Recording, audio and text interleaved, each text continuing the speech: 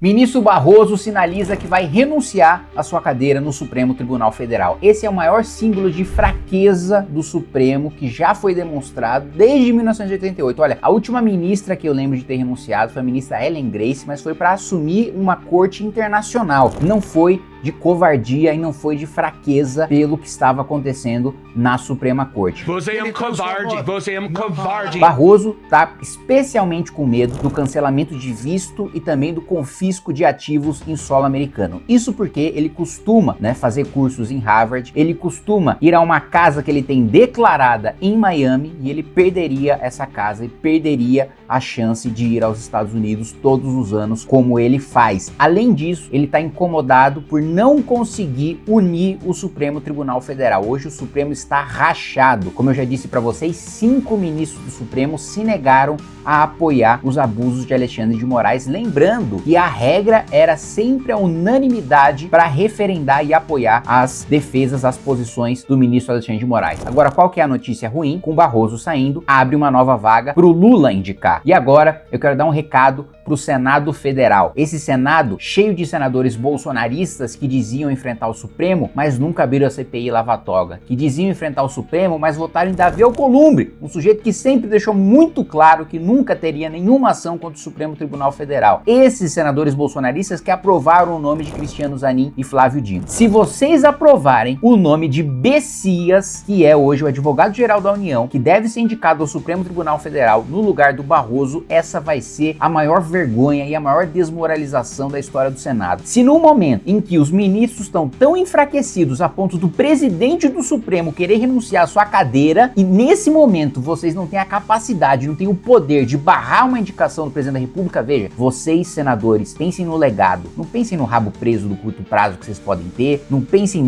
em qualquer interesse mesquinho que vocês possam ter agora. Vocês têm a oportunidade de fazer história barrando pela primeira vez uma indicação de um presidente da República pelo Supremo Tribunal Federal. Vocês têm a oportunidade de demonstrar e de deixar marcado para sempre na história que Lula vai ser o primeiro presidente da República a nomear um ministro do Supremo que foi rejeitado pelo Senado. Se vocês querem de fato colocar um freio nos abusos, vocês precisam impedir a nomeação de Messias, porque ele vai ser sem dúvida nenhuma muito pior do que Barroso. Vai dever um boleto muito maior pro PT e pro Lula e vai pagar os seus serviços atuando em prol do governo dentro do Supremo Tribunal Federal. Então o Senado deixe de ser covarde e atue para barrar esse nome, aproveitando esse momento em que, depois de tantos abusos, depois de tratorar tanto o Congresso Nacional, depois de tratorar tanto todos os poderes, o Supremo agora dá uma brecha, um flanco para que o Senado da República age. Dentro desse contexto, Alexandre de Moraes, em menos de um dia, voltou atrás de uma decisão. Na decisão que determinou a prisão domiciliar de Jair Bolsonaro, Alexandre de Moraes já disse que agora os seus familiares podem visitá-lo sem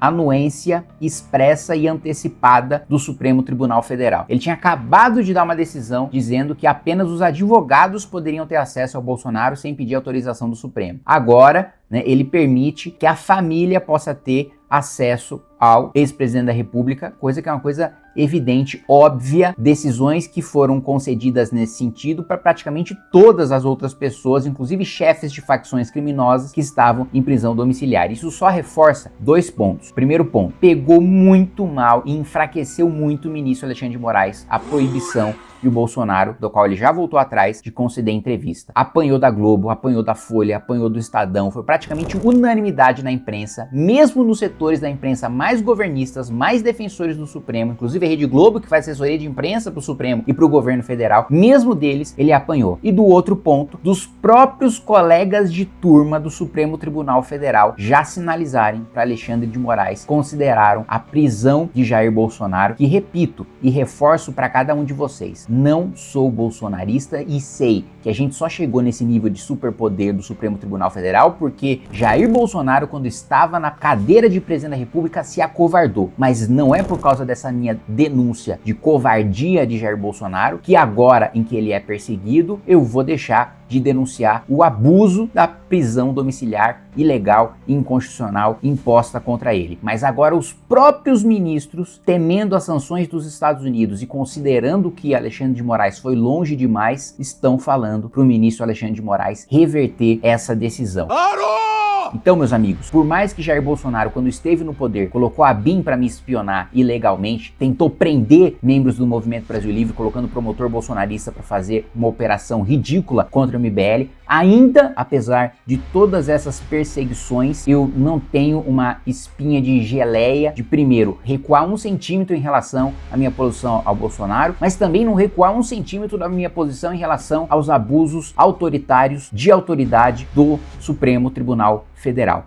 Faço isso desde os 17 anos de idade, quando comecei a minha militância política, e continuo agora enquanto deputado federal. Eu precisava dar esses recados muito diretos e retos para cada um de vocês, mas agora, claro, como todo vídeo, vou pedir para você se inscrever no canal, clicar no sininho para receber as notificações, deixar o seu like também, que nós teremos o primeiro festival do Movimento Brasil Livre, não só um festival cultural, mas também um festival político estratégico para nas eleições de 2026 nós termos um candidato à presidência da República que vai enfrentar o petismo e o bolsonarismo, na nossa posição firme e corajosa, porque seria muito fácil colar no Bolsonaro, surfar a onda dele, fazer arminha com a mão, fingir que estou enfrentando o Supremo, utilizar a Câmara dos Deputados como palco de circo para enganar o meu eleitor, dizendo que estou fazendo alguma coisa em relação ao Supremo, mas na hora do voto, votar em ministro indicado pelo Lula, na hora do voto, me negar a votar para fim de decisão monocrática, na hora do voto, aumentar o fundo partidário do PT. Essa canalice eu não faço com vocês, de ter para fora um discurso, é bolsonarista, sou de direita, não sei o que, chega aqui na hora do voto, se vende, coisa que muito bolsonarista faz. Eu não faço. E mesmo você que é bolsonarista, que não gosta de mim, você tem a clareza e a transparência de que eu falo o que eu acredito e eu me desgasto e eu tomo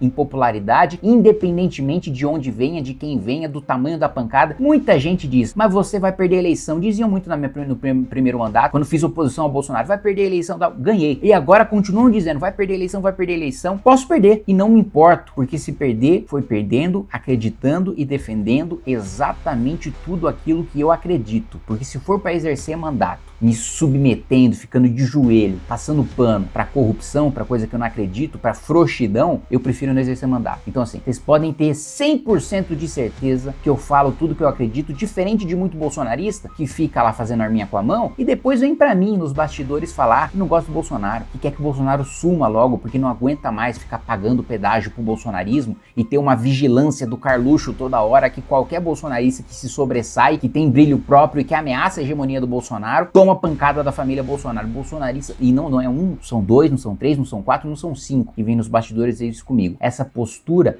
eu nunca vou ter em relação a vocês. Tudo que eu falo e que eu sustento no bastidor, eu sustento publicamente.